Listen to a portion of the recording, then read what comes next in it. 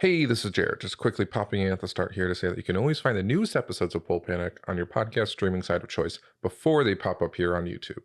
Have fun. Don't be fools out there.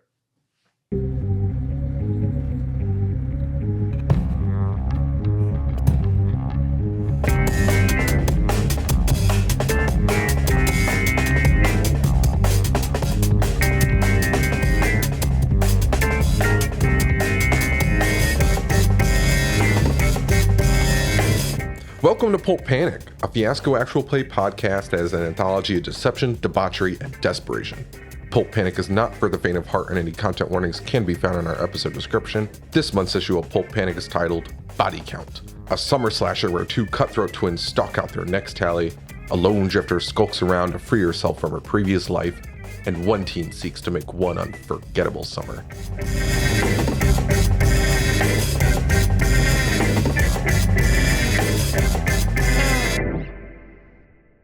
As long as I keep If positive I bet thoughts. against you, would you take it personally, Lucci? No. Okay. I know finances are hard. Welcome back to Pulp Panic. This is Act 2 of our Body Count storyline. Wait, what's that behind you? Why is that closet door opening? I want to scare them.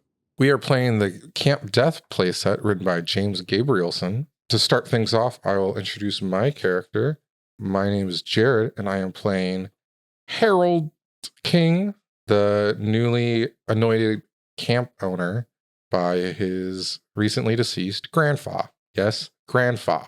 We made a mistake once and we have not gone back. We didn't Mhm. screw it up. You did, listener. Mm-hmm. For my vignette, we see Harold by that locked storm door to the office cabins. And we see the lock on it, and we see him holding just basically a pipe. We see him like give it a few whacks. The lock is still there. And then we just see Harold continue to keep whacking the lock, like getting kind of more and more passionate and energetic. And it does not budge. And he finally just like throws the pipe at the door. We see him walk over to like a walkie-talkie. It was Hal. Yeah, we're gonna need it. Hello, I am Moss. I am playing Patricia Barker. She is new to Canada, Michigan, new in town. And a little vignette about her is Patricia has just gotten out of the occasional shift she gets washing dishes at the bar downstairs. And it was a tough shift for her, but she gets out, she looks up at the stars on her balcony and takes a nice deep breath and falls asleep out on the balcony Oh, under the stars. oh. I felt bad. Yeah, I've been putting her through it. I think she might be the happiest of us all, though. Hi, I'm Nicola. I'm playing Susie Lee, and she has been sent to camp because her mom doesn't want to listen to 12 hours of Quiet Riot every day for the summer. For my vignette, I think we go to the lunchroom at Susie's high school, and the table where she usually sits alone has like freak and like loser and like a bunch of awful things carved into it. And it cuts to one of the popular girls screaming and running down the hall as a bunch of tarantulas crawl out of her locker. There's poor tarantulas. That's no way they're supposed to go. I know, they really are the victims in that. Okay, so hi, I'm Lucci. I play... Who the fuck? Where am I? Who am I? Jerold King. I am an identical twin that inherited a gas station. And my vignette is me trying to win the bet that me and Harold have. I'm doing my age-old trick where I drop my wallet in front of a woman and condoms fall out. It's pretty impressive how many I have. So I do it, but then as I drop my wallet, a photo of me and my brother drop out back from the previous summer. And when I bend down to pick up the condom to do like my bit, I just see the photo, and also I just like freeze up and I stare at it. My window closes on this lay. It just made me sad. Let's recap what happened in Act 1. Started with a fateful car drive. And Susie fled a little bit early and bumped into A very, very nice lady kicked her right in the ribs Patricia in the cornfield. Parker. Yep. As one does. And they hung out for a while and met some creepy twins at a gas station. It was all One very... was named Harold, the other was named Jerold. And then my money got stolen and there were dead bodies. Yeah, that's basically it. Yeah. So there's some No. murders going on. There's a dance approaching, and Oh, Susie has her eyes on Jeremy. What's his name? Jeremy. Jeremy for the That name's Are not we sure? right. That The name Jer- was blackout Jeremy dance. is correct. against the rules blackout dance when the Canada, Michigan switches over from coal to nuclear power. It's the whole county. Let's be Yeah, clear. It's just the cat. And as we are about to jump into Act 2, there is the twist, the tilt. Oh yeah, the tilts. Whoa. At the end, we decided that the tilts were mayhem, misdirected passion, and paranoia. What seems like dumb luck isn't. Something's afoot. And without further ado, let's get into it with Act 2, Scene 1. Nicola, will you establish or resolve? I would like to establish my scene. We're going to start off with a montage of Susie and Jeremy sort of like going about the week.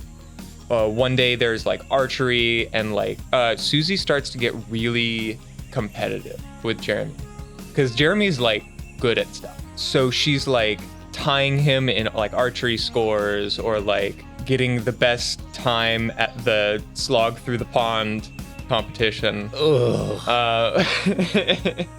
You notice in the background, Jerold is a really bad shot at archery. Just completely whiffing it. There's just a cartoon boing, Yeah. and it goes straight up. Eventually, it gets to the point where Susie is walking through the forest to go back to the cabins. And as she's going along this path later in the evening on Thursday, Jeremy like comes out of the bushes and blocks her path. She's just like, what? I just thought, maybe you'd want to go to the dance with me. Oh. Unless someone already asked you, but What kind of music do you like to dance to? I'm like stroking my mustache. I'm really into ABBA right now. Happy and Swedish. What music do you want to dance to? Oh, I want to dance to rock and roll. Well, I mean, I want to dance to Slayer, Quiet Riot, and Motley Crue. could this be like the first ever silent library where it's like everyone brings their own Walkman and you like kind of dance to whatever you Yeah. have? Oh, Yeah. yeah. And also, I'm like, hey, how about you come over to my cabin and you can check out my cassette collection, and we'll see like if maybe there's something there, and like we could like, I don't know, like plug into the same Walkman or something, just for like a couple dances. I don't want to tie you down or anything. Okay, but we have to switch cassettes every song. You play one, then I play one. She's like looking at you, like challenging you. If you can beat me back to the cabin. She Deal. shoots off. As soon as you say back to the cabin, she starts bolting. Okay, I follow, but definitely don't catch up with her. As you run by some of the trees, you see some have weird carvings on them. Ooh.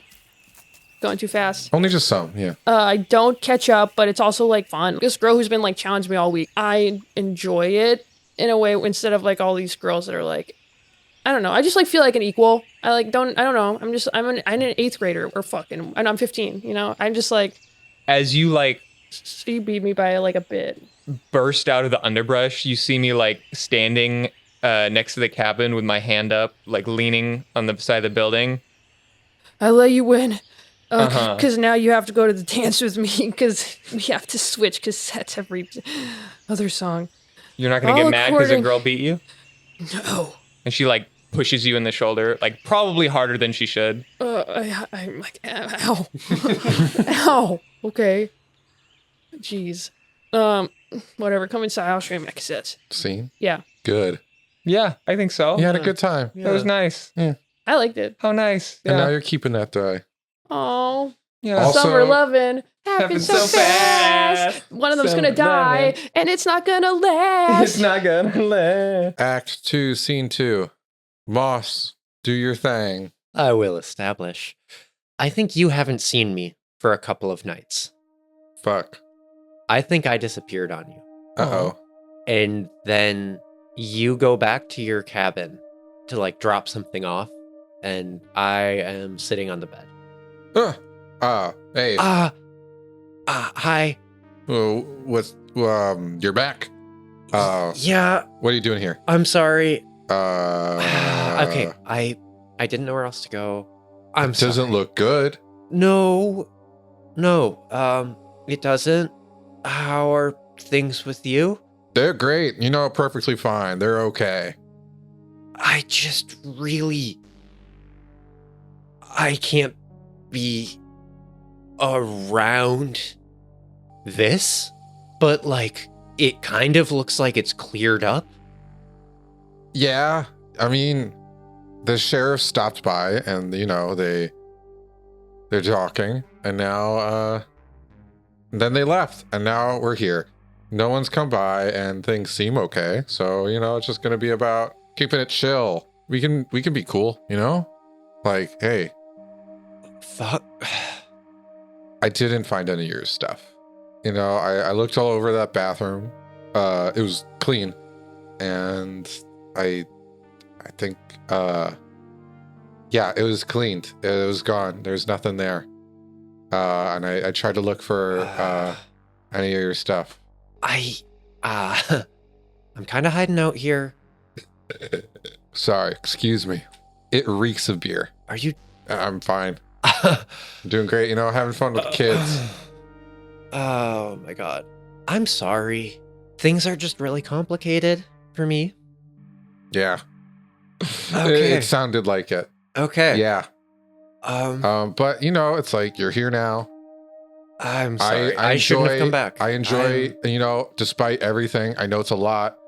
I think you're pretty cool. And I'd love to, you know, if you want to, maybe, I don't know, we could hang out, enjoy each other's company. Not that it means anything, but you know, it just, I thought you were pretty cool from the brief interactions we've had. How drunk are you right now? Not at all. A bottle falls out of his back pocket. Oh, how'd that get there? Let's get some fresh air. Yeah, let's go out for a walk. Let's go for a walk.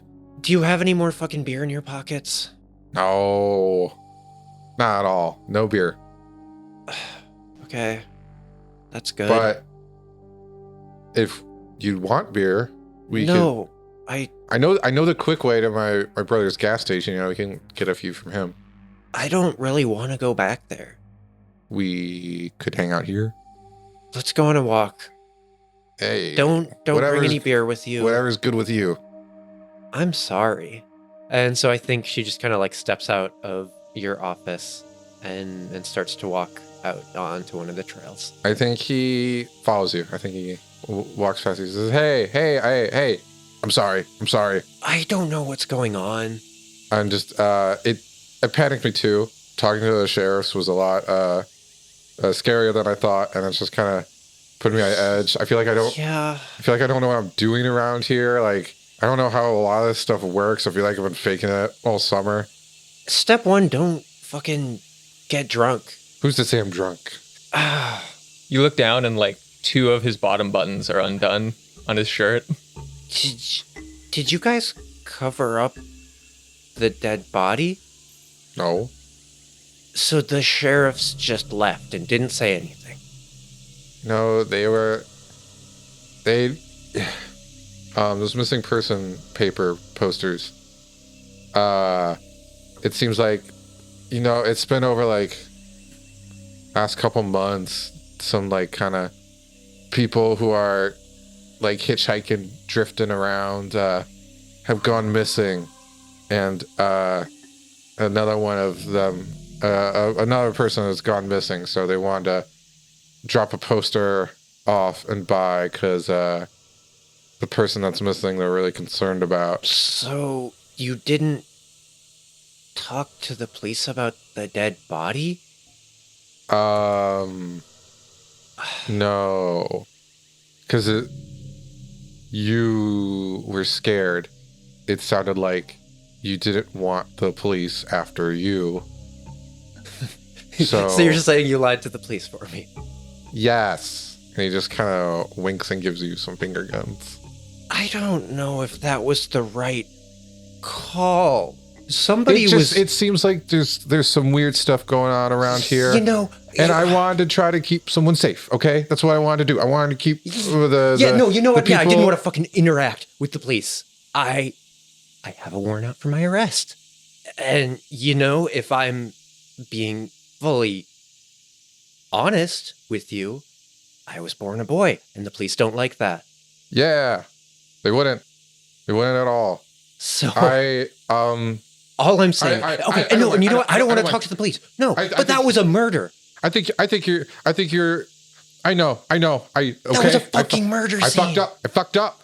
I don't feel great about my decisions. Okay. I kind of regret it. But you know, I really hate to do this, and I'm sorry. Did you see the fucking body? Yeah, I did. It did. It looked a lot like that fucking one over there.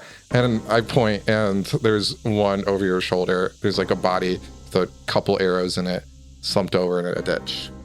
End scene. Fuck! You see, Jerry? I think that was bad. I think it was a bad scene, Jerry. So Moss got a stunt die. That's a stunt die. That's a stunt die. Stunt die! Act 2, Scene 3. I'm going to resolve. Breadstick is dead. Oh, God. Not again. I knew you should have fucking called the police. I thought that Oh, my God.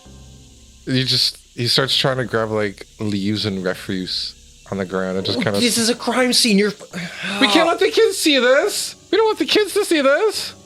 Fuck. As we're like covering up the body, we find like a plank of wood that looks like it had been splintered off of something, and it has some ominous carvings.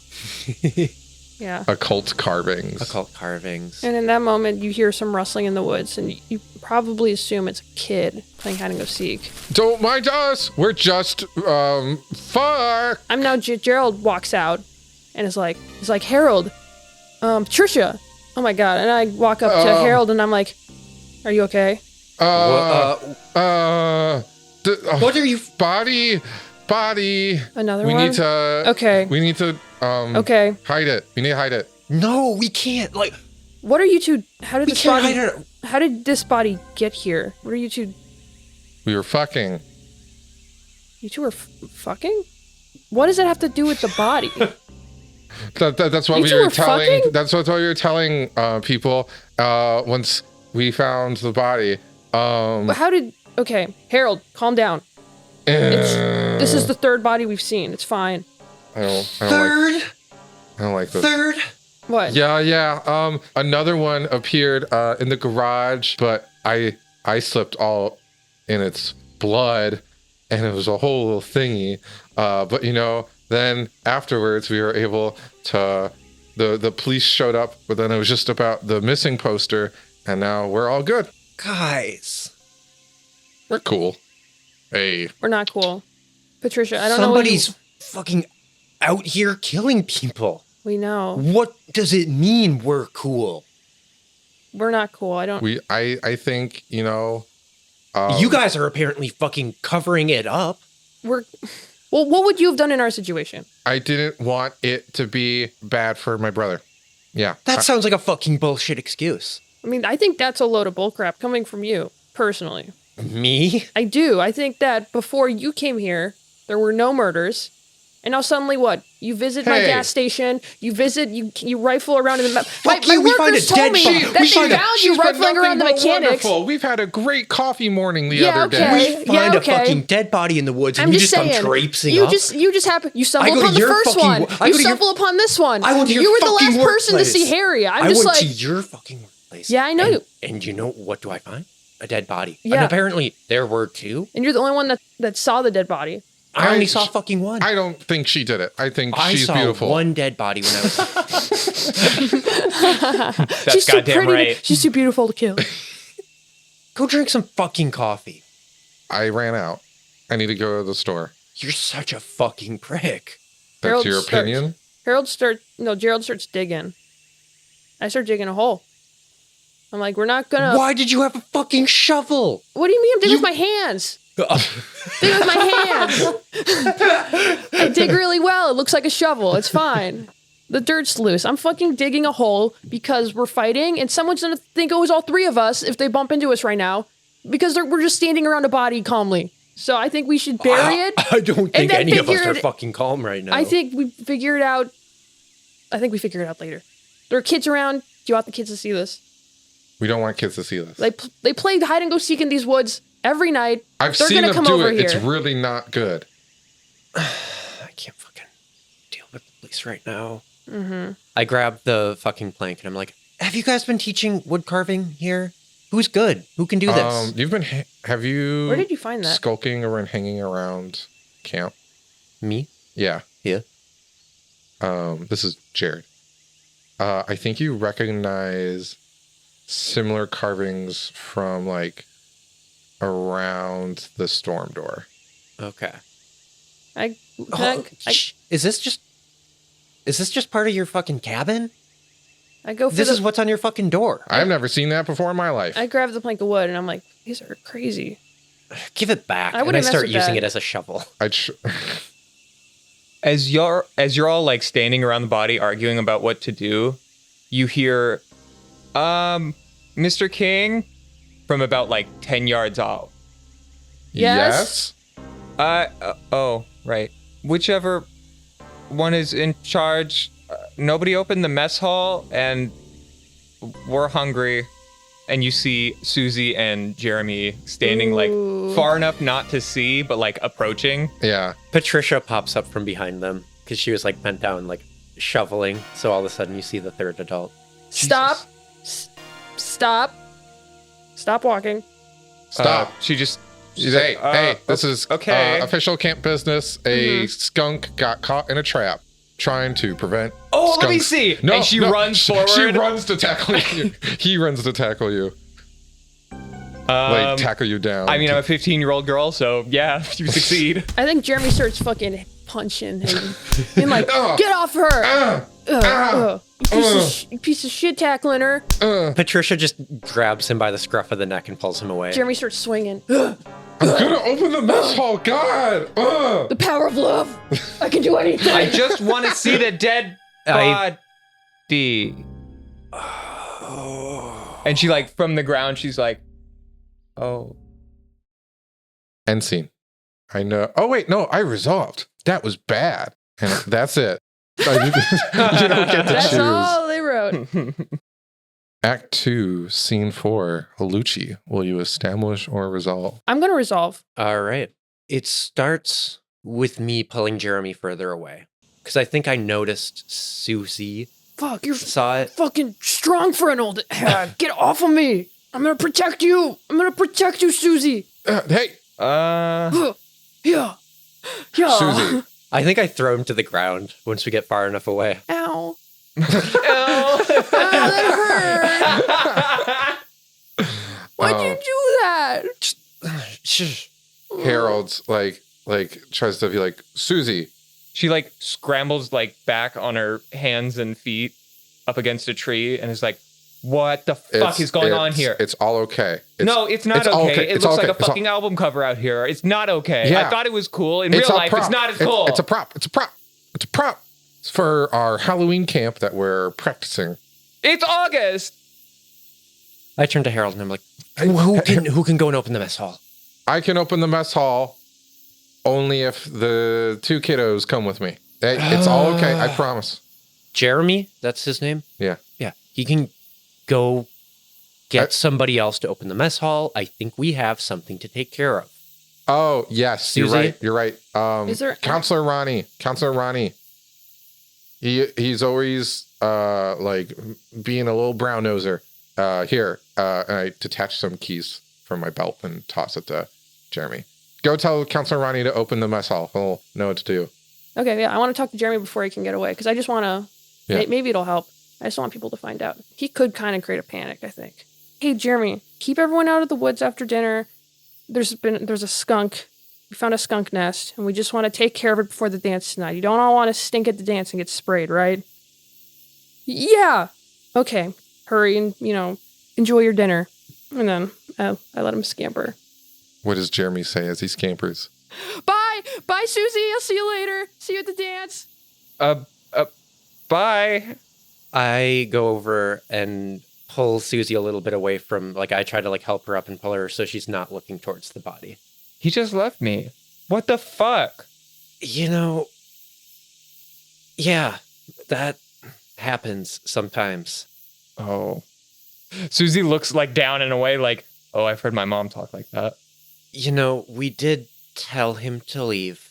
Some people like adults more than you, I guess. But, I'm digging while you guys talk. You know how sometimes I like flinch every time I hear the board hit the dirt. sometimes adults do let you buy fireworks and some adults won't. Yeah. Yeah, you know, it's also in the reverse. Sometimes kids will do what adults say and sometimes they won't. So we told him what to do. And it's okay. So don't worry. Okay, but it's not okay. Because it really looks like you all hurt someone. Are any of us carrying a bow? hey, calm down, okay? Okay. Yeah, Don't bring it up the does. murder weapon to a kid. Come on. you shut up too. Okay. I'll keep digging. I'm not drunk. He is drunk. I know guys like you. They're cool guys. No. Are you okay? Yeah, she like looks down and like you can tell like she's trying to figure out if the rips in her jeans are new or not. And she shrugs and she comes to the conclusion she does not care. I mean, she's like, yeah, I'm okay. So, So, we're calling the police, right? no. We can't. Why? Because I don't want this. Patricia starts to cry. I don't want this camp to close down. It was going to look bad. I know hiding the body is not good either, but you know, it's fine. It'll be okay. No, it's not. Yeah, it will. It's really not okay. It's not. It's not fucking okay. I'm sorry. I lied again. I keep lying. I'm sorry. Fuck. How quickly can we get everybody home? I start dragging the body over to the hole. And I'm just like, it's still warm. I think the killer might be on the campgrounds. Not to alarm anyone, but I just thought I'd share that piece of information. I'm alarmed. I'm really alarmed right now. How quickly can we get all the kids home? It's freaking the middle of the week. I mean, we can't Can we get a bus? I mean, maybe field trip? tomorrow. It's like it's the middle of the night, and we're about to the power outage. Canada is 10 minutes away. Is there a school bus in... there isn't even a fucking school in Canada. No. Canada, Michigan. Oh, here's a question. The weird plank. It looked like one on my cabin, and I can't get that lock open. This is your plank that we found next to the dead body? It looks similar. Maybe the killer is horrifyingly hiding in my cabin, and I haven't known it because it's a basement I can't get into. It's a padlock on the outside. People have keys. Yes, how is he going to get out from the inside? I think we should. I just think those two are connected. I think we should go back to camp. I think we should go back to my cabin. Those kids are alone. Those kids are alone right now, and I don't feel comfortable with that. No, neither do I. We need to get these kids out. And quite frankly, I'm appalled at your reactions, sir. That's your opinion. I started walking towards the camp. I'm like, I buried the body. I'm sorry. I know it's not like it's a Band-Aid solution. Like, sue me, but like right now I think we have like more important things than a proper burial. Let's help the kids. Let's get them to safety, and then let's kill this motherfucker who's killing people out here. Like get the kids to safety. Yeah. Buddy. Whichever one comes first. Bro, that's not... like you're looking like I know you didn't do it, so don't use words like that. Like kill and go into my basement with the padlock. I think like you could be a little bit more. Are you going to be okay? You turn over to look at me, and all you see is like about 50 yards deeper into the woods, like bushes rustling away. Towards the camp? Away from the camp, into the woods. Fuck. End scene. So that was bad, right? Yeah. Lucci resolved. So Lucci I gets to decide. resolved. Not good. Act 2, Scene 5. Nicola, your final scene. Will you establish or resolve? This is I'm your going to establish. Final scene? That's crazy. So it's right at sundown. The trees have like an orange glow being cast on them, and Susie gets deeper and deeper into the forest, and that light begins to have more and more trouble filtering through the plant life, and it becomes darker and darker. And she looks behind her to see if anyone's following her, and when she does, her foot catches on a root, and she falls face first down in the mud. When she brings her face up out of the muck, she sees that she is surrounded by trees and stones that have the same sort of occult carvings into them. And by surrounded, I mean surrounded. Like the trees 40 feet up have runes carved into them. It looks undisturbed. Like it looks like no one has been in this clearing in maybe 10 years. Yeah. All of the markings are facing into the clearing. Yeah, where you're standing. It is like they are looking at you. And she starts to spin around, and the camera kind of follows her. She gets scared and disoriented, and she starts running off down another trail out of the clearing, and she runs and she runs and she runs until eventually she finds herself at Jerold's cabin. And remembering one of the last things that she heard from the group, she goes down to the padlocked door, and she starts trying to pull on it or get it open or see if there's some way to get in or figure out what's going on. Because she no longer trusts anyone, basically. I think you can't do anything with the lock, but I think you notice that the screws for the storm door itself, or one of the storm doors, seem like they've been recently futzed with and have shown signs of recent wear and scratches. Ooh. Okay. I feel like she could try to pull those screws out and try to get the door just cracked open enough to where she could squeeze through. Well, my character's in I'm all decked out in my gas station uniform, and yeah, I'm running over to the cabin, and I see you, and I'm just okay, you're back. That's good. I gotta make a phone call to the gas station. I want to make sure that my workers are okay, because I don't know. There's a killer on the loose, and I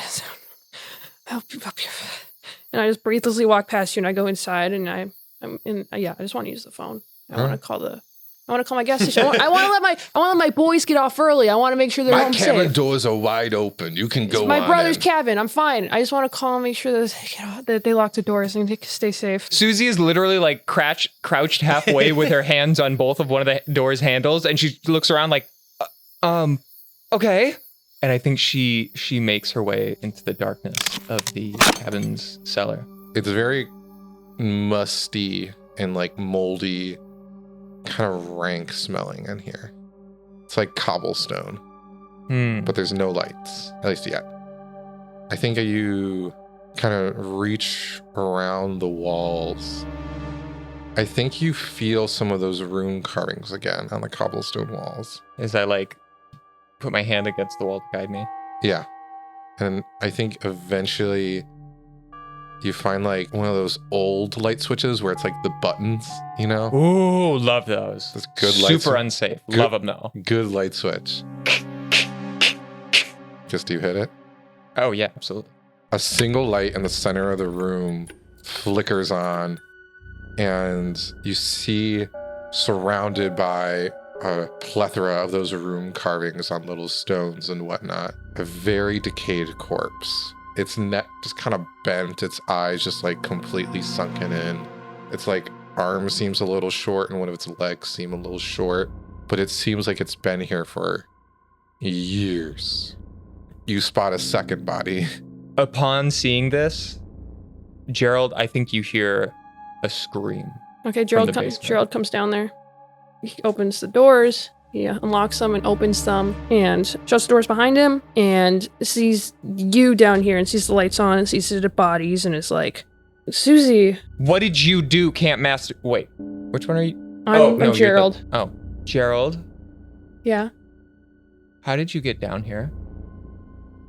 And she like backs away very slowly. Do you want me to hit the scene and keep going, or do you want me to resolve? I'll be honest, I don't want to kill a kid on camera. Yeah, I think that's it. Cool. Okay, end scene. Well, it's been nice. It's been real. So was that bad? That was a threat dice, but was that bad? I think that was bad for me. Is that a stunt die? Yeah, that's a Is stunt it die. a stunt die yet? Is Well, there's it- 2 bodies were found. Yeah, I guess it is a stunt die. Act 2, Scene 6. Now to find out what the fuck Patricia was doing during that. Or immediately after that. What's Patricia doing? What's she up to? I'd like to establish. I think Patricia is walking back towards the camp with you. This is, I guess, technically a slight step back in time. Is like we've made it to the camp, and we're trying to get like all the kids together. And like I'm really struggling to try and get this right without causing a panic. I think it's like right after this one leaves.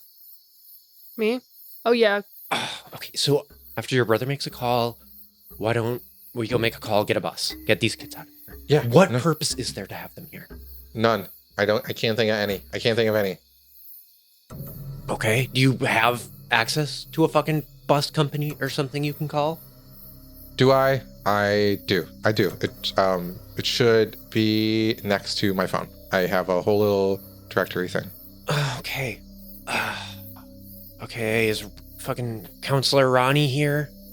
Maybe. I don't know. I don't know where he is. Okay, does this look like... Do a fucking roll call of the kids. You're so fucking bad at your job. I don't know how to do my job. Oh my god. Okay, let's Let's go get Yeah. the bus. Yeah, let's go get the bus. Let's get the bus. I start walking towards the gas station, and I go not that way, and I start walking towards the office cabin. Harold, That is my name. fuck you. What did I do?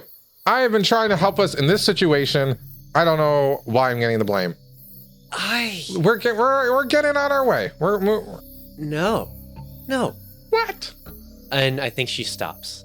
And at this point, they're in a little bit of the woods that isn't quite with the main camp and isn't quite at your cabin. Yeah. I don't think we are good. What do you mean? What have you been doing? You were helping your brother Yes. hide bodies. You... Yes. No. Actually, no. I hid the bodies. Why? So, full disclosure on the table. Just full all the cards. You've seen all the cards now. I am not Harold. And then I rip off the shirt that I'm wearing. I'm wearing nothing underneath. Nothing. It's me, Jerold. I was scared, and then the police were at my gas station, and then this just seemed like the smart thing to do. He said that he would make everything better, and that it would go away, and he said he could handle it, because I don't know what's going on anymore. He said he was more qualified because, the camp is more complicated to run than a gas station. He said that he'd figure it out. He said he'd make it all better, but I don't know what's going on anymore. And I'm sorry I lied to you. Yeah. Okay. You seem like a nice Thank lady, you and I'm for- sorry. Thank you for being honest. I really appreciate that. I'm scared. I don't know who the killer is, and I'm worried that I don't know who's next. Right. Let's get the kids out of camp still. That's still... I don't even know which way's out of camp. I'm rarely here. I'm not. Okay, let's go up to your brother's cabin, get to the phone, and then we can just get out of here. Okay. Okay, so I think once we start, walking back, she's like, oh, sorry, here, I gotta tie my shoe real quick. That's okay. Here. And so she, bends down, and she very quickly unties her shoelaces and, pulls the shoelace off. I'm walking ahead And, of you. balls it up in her hands. Okay, The cabin's right up here, I feel like. yeah. Yeah. Let's make that then- phone call. She runs up behind Jerold and starts to use her shoelaces to strangle him, and she's trying to Murder! you and your brother. She starts to bite the back of his neck. Yo. Shut up! You're gonna... Harold! I won't let you kill the kids. And she is just My vision starts going black. tightening and tightening. You're going limp so she can pull you to the ground. An arrow flies into your right shoulder blade. I pass with- out. I faint. And with that, she's not able to keep the pressure on, and so she just kind of like falls to the ground and tries to like get a little bit of cover. I faint before I see the arrow hit you. As you look back towards where the arrow came from, you see Jerold silhouetted by the cabin light behind him, holding a bow in one hand, and you see something dripping off his other hand, and then the lights cut out. Oh, the power outage. Oh! In the distance, like very far where the dance is, you hear a bunch of children cheer because it's finally dark enough to dance. Jesus. End scene. I think that was bad. The next two scenes can go either way because we have a good die and a bad die, and the last die is wild. Okay. Act 2, Scene 7, my last scene. I'm going to establish.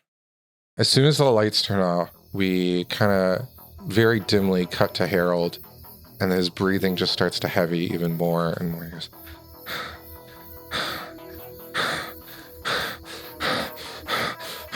and then he starts to dead sprint towards where he last saw Patricia. Whoa. She is like crawling on the ground. I think Jerold struggles for a bit because it's pitch dark out. Yeah. And I think he kind of like trips and stumbles, but he's on his knees and he's like,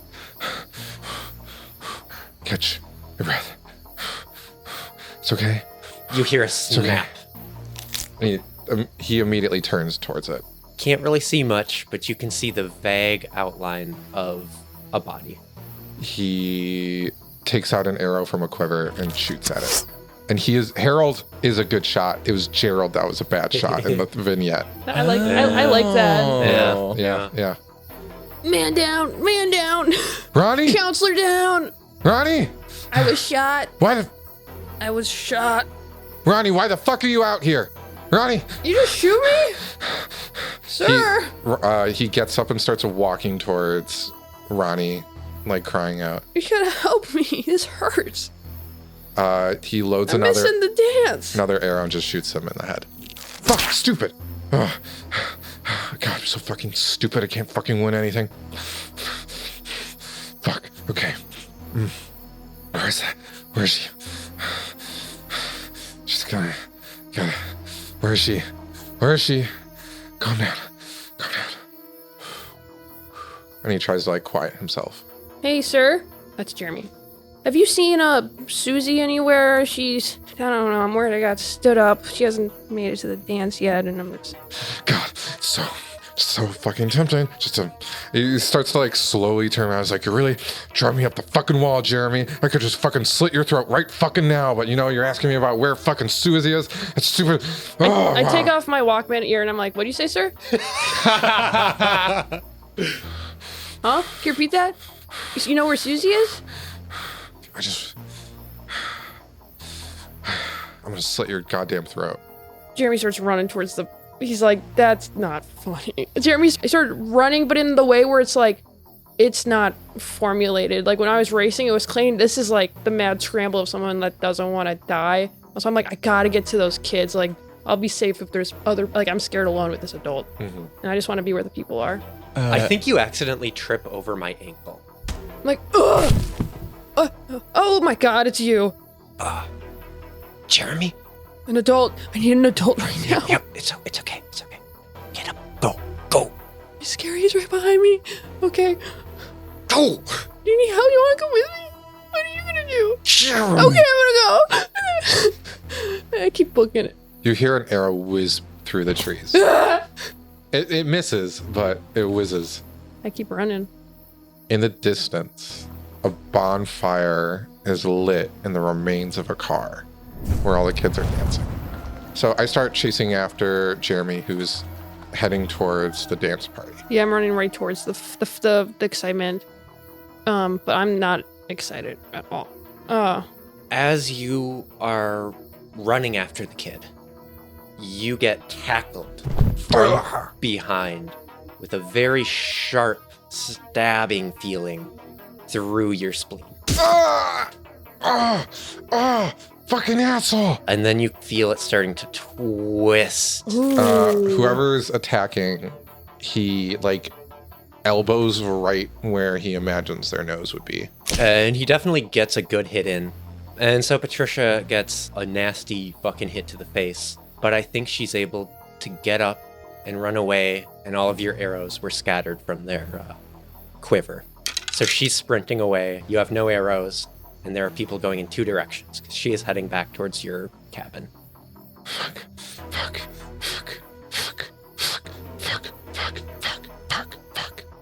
As you open up the cabin door and run inside to get to the phone, you trip on barbed wire that have been set up low on the door frame. Oh, ouch. And you slice up your ankles and it kills. It's very fucking painful. And as you go to pick up the rotary phone, the cord's just cut. It's completely out. I go to the bonfire to find Jeremy and to take him out. End scene. So I would just say, because my trap worked, good. Yeah. Act 2, Scene 8, Lucci, it is your final scene. Will you establish or resolve? I'm going to establish. Since Jerold is out for the count, who knows his state, I'm He going hit to a play. rock on the way down, so he's got brain damage. He's now. asleep. He's conked. So Jeremy is running through the brambles, getting hit in the face. I'm going towards the silent disco with everyone in their Walkmans. His Walkman's around his neck, and he can hear the screamo, or what the fuck do you listen to? Angst? Like thrash metal. Yeah, thrash metal very faintly, and it's just making his heart racing. And he gets to the clearing, and he looks around like really anxiously, and he's like, nobody can really hear the chaos because of everybody has their little Walkmans on because of the power outage, and they're dancing. And I'm looking around for Susie, and I'm like pushing past people, and like the girls from earlier who were like really excited to dance with me. I'm like shoving them out of the way. I'm like, Susie! He took my glasses off for that. Susie!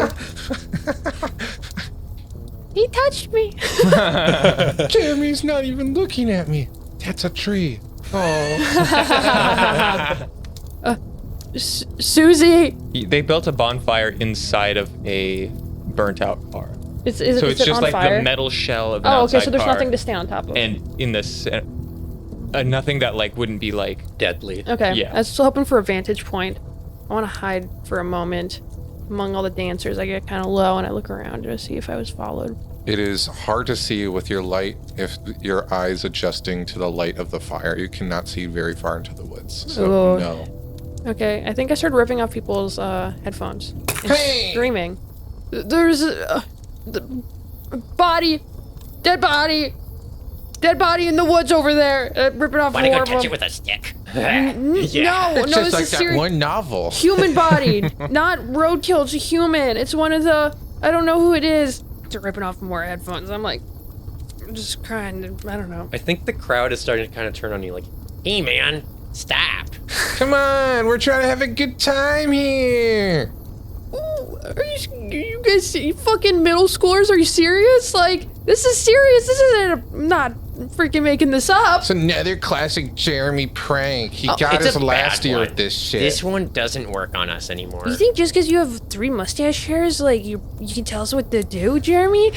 Fuck you guys! I don't care what happens to you. And then I sprint back into the woods, back towards the main camp, but in a direction that's not exactly the way I came. In case It's like the official path back to main camp. yeah, instead of fighting through the brambles. Yes. Yeah. I book it all by myself.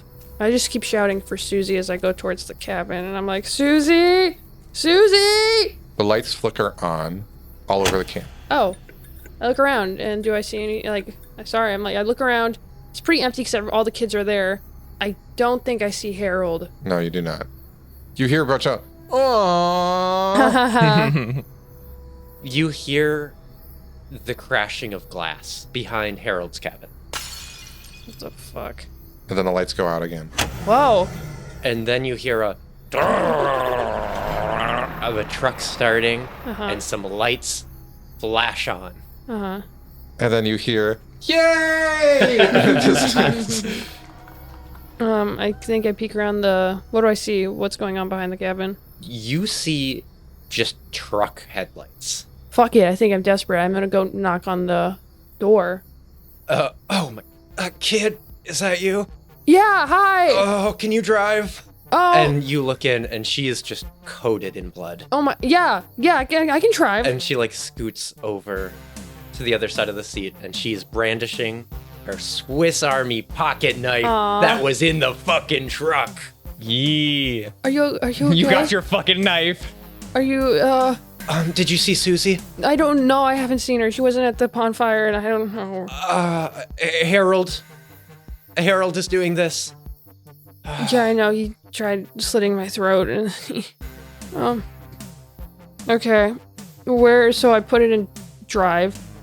The lights all over camp flicker again, and right ahead of you is me just in the woods staring at you. I'm like, And then the like, lights Patricia! flicker. The lights flicker off again. Patricia! Just take it slow. We're good. He's right Good, there, good, and I hit the good, gas. Good. We're good. And I go straight forward, and I ram into a tree. Because, like, yeah, I'm just going towards where you were back when the lights flickered, so I don't know if you're Right still as there. you hit the tree, the headlights catch a glimpse of like the image of Harold, but Is he that's hit? it. But Okay. then you hit the tree. And then, yeah, glass shatters, airbags go off. I think my ears are ringing, and also I look over. How are you doing? Are you conscious? Are you okay? Barely. I'm like, Okay, then I get out of the car, and I like, my ears are ringing, grip the side to hold myself up, and I go around, and I open the door. I start pressing down on the blood, and I'm like, I'm supply pressure to the wound. just go. Just go. Run. An arrow shoots you through the leg. Okay, then I hit the ground. I'm like, fuck. Oh, God. And then I don't even think you see me, but you just hear footsteps walking closer. okay, I think I roll underneath the truck. And I'm like, I just freeze there. And I just like, I'm holding my breath. And I'm looking for your ankles. I got my arrow. I pull it out my leg. And I'm waiting. I'm gonna fucking stab you in the fucking ankle. If you show yourself. I think an arrow flies by under the truck, but then kind of gets caught, and so it just goes like ding ding ding ding, and just like it misses you. It slaps you in the thigh. But it like slaps around the other truck, and it's like kind of a horrifying thought that he That's was a just crazy aim. So I know what direction it's coming from at this point. yeah. So I crawl out of the other side of the truck from where the direction isn't. You're like, it's a situation where like you think you're safe, and then you feel two big hands on your back shoulders, and you get thrown to the ground. Please, sir, like, I feel like you don't want to kill a kid. You don't want to, like, I don't want to see my mom. So I'm crawling away, and I'm like, I just want to see my mom and my dad, and I'm sorry, I won't tell anyone anything. I swear on my life, I swear on my parents' life, I just want to go home. This is in front of the headlights, Yeah. so it's like very dramatically lit, and Patricia's like Big really shadows. trying to like push herself up, but she just can't, and she just keeps slumping down. He finds that like broken piece of wood that we found near that body when all this started going to hell. My parents have money. Do you want money? And he picks it up and points the sharp end at you and raises it in the air like he's about to strike down. As you raise it above your head, you hear the very soft hiss of a Walkman cassette player. And I think you turn around to face down the barrels of like 16 Roman candles taped together to see Susie goddamn Lee standing behind you, arm chopped off to the elbow Whoa! with her, like her denim jacket is like covering the stump and it's duct taped over, and then there's like every single firework she had duct taped to that, like a There's a like lot the of duct tape in that chainsaw piece. Transformer. like the chainsaw arm from Evil Dead. Yeah. And the camera zooms really close to the window in the cassette player, and it's like obviously a Talking Heads tape that Jeremy had given her. And you hear a tss, and she says, "Give me back my man, you son of a bitch." And it's just light. Reds and greens and blues and like gold fizzing. It's like when somebody gets like executed in a movie and they have like a close-up of them like holding a gun to the back of their head, and then once the gun goes off, it's like 100 feet away, and you see like two little ants and one of them falls down. Oh, yeah. It's like that, but it's just a shower of multicolored sparks. It's filmed almost in a way to where it looks like a Ford truck commercial for summer. It's like a very like kind angle of the truck with like fireworks going off behind it, and then it goes dark and the truck shuts off. She like pulls you up with her good hand. I definitely get covered. I'm burned, but I didn't get hit by the direct. Like, I think because, you know, they kind of spray. I'm all charred, but. Your eyebrows are gone. Yeah, my eyebrows are gone. Your 3 mustache hairs. Oh my God, I don't have my mustache hairs. No. I don't notice right now, though. All your maybe power. You will. I know. We'll see. I'm in shock right now. And like just pulls you into a hug and says like, okay, so maybe not everything has to be heavy metal.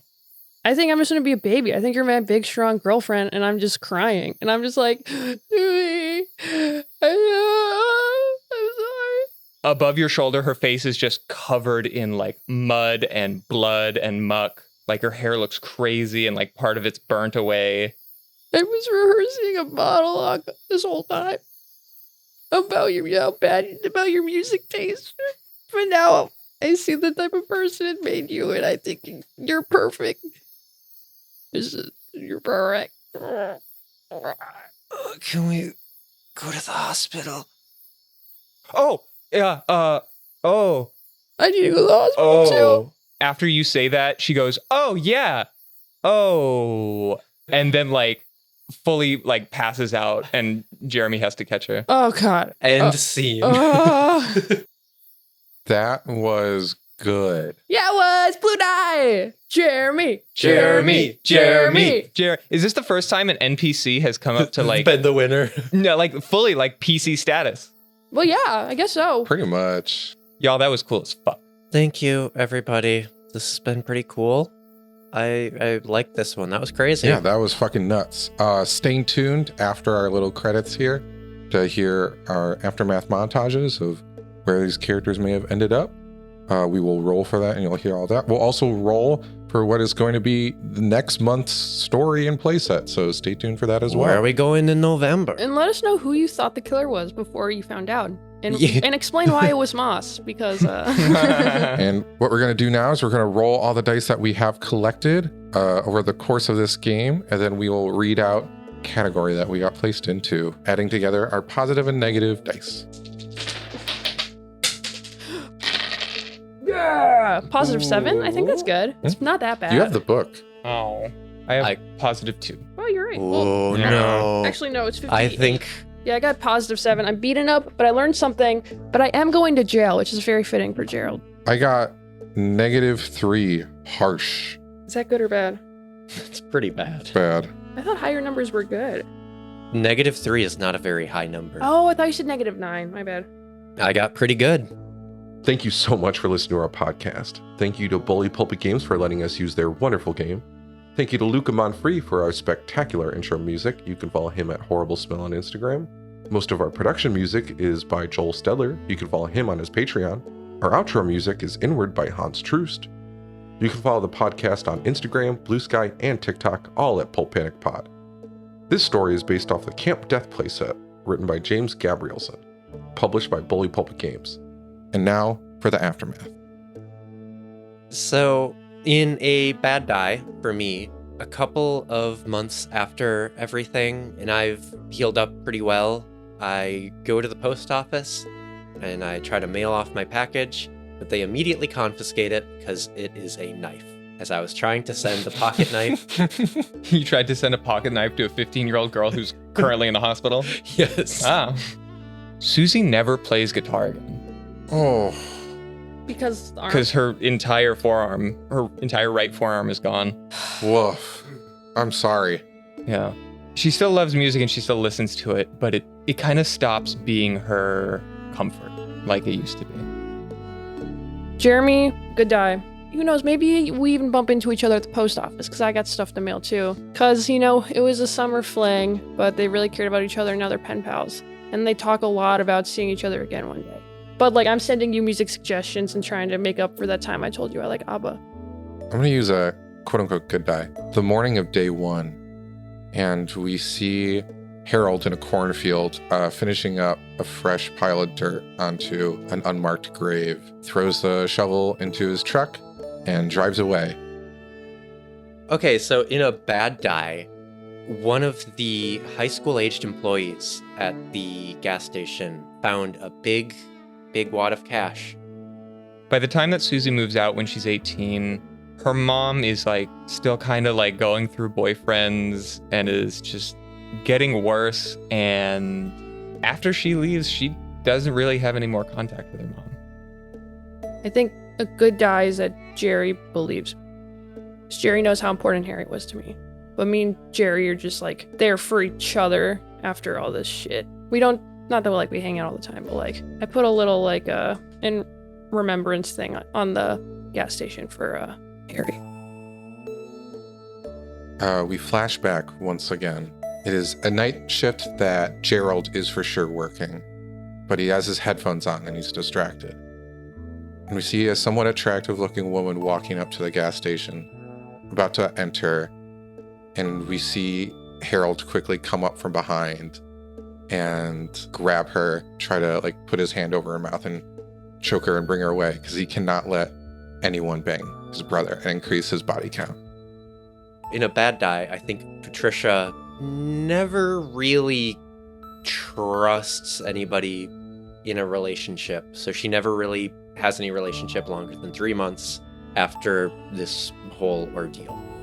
Susie finds something new to like throw herself into, and she begins to draw because she can't like play music and take part in the thing that she loves so much. But she has all of these like incredible illustrated metal album covers. She begins to just like look at the albums and like try to draw those. And she spends like 5, 6, 7, 8 hours a day learning to draw and enrolls in the University of Cal Arts. In her letters with Jeremy, she's able to convince him to move to San Francisco. Okay, so this is my secret. This whole time, my character's always thought that he had like this dark side because he has a really good memory. He remembers all the way back to the womb. And when he was in the womb, there was a triplet that he ate. There used to be 3 of them, but then I ate the 3rd one and it haunts me to this day. And I'm just like, I can't believe I did that. I'm fucked up. I'm a killer. But I was so hungry. And then our flashback, it's continuing off the vignette at the start of this act. We see Hal the handyman around camp pull up, and he gets out of his car and he helps Jerold take off the cellar door with a crowbar.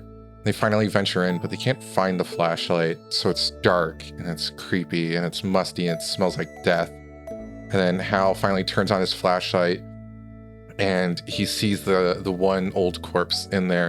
And he starts freaking out. He's like, "Oh my God, your grandfather's fucking crazy. What the fuck? I need to go tell someone about this." And as soon as he's about to eclipse out of the cellar door stairway, he falls over and Jerold has killed him with a crowbar. And that was his first kill.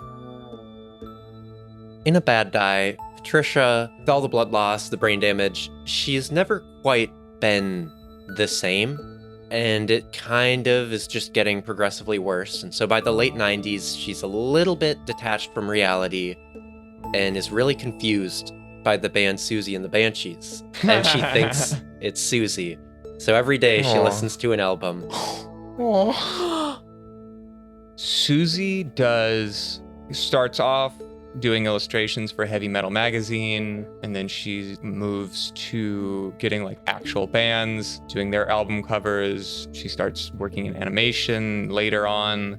And throughout the time that her career is sort of progressing, she continues to anonymously send money to Patty. Oh. She tried to go visit her, but she didn't recognize Susie. And then after that point, she was just like, "I'm going to just make sure she's okay." Oh. Yeah, my die is actually for, this is just a throwback to Jerry's death. Jerry would often, when he worked at the mechanic, something that always made Jerold a little like angry, but he'd laugh at it, is he'd fall asleep under cars while working on them. So he actually was already dead. He died in his sleep that night because he's very old. And it was very peaceful. He's doing what he loved before he was horribly crushed. We flash back one final time. It's about a month before Grandpa died. And we see Grandpa and Jerold talking together. And this very old withered man, he's going, you, and he's like digging his like fingernails into Jerold. He's like, you gotta live on. Our bloodline live on. You're the one who can help us succeed. Kid, you can't let me die for nothing. Keep my name alive. You gotta let the gods, you gotta make them happy. And then he falls into a coma. And then we flash forward to Jerold, a scorched corpse on the ground right after the aftermath of the fireworks. Damn. Who wants to know what we're doing in November? I do. It's a 4. Break a leg. That one's gonna be so much fun. Yeah. I'm so excited. Oh my god, that's gonna be so fun. We're finally gonna do something light. Maybe. We always say that. Yeah.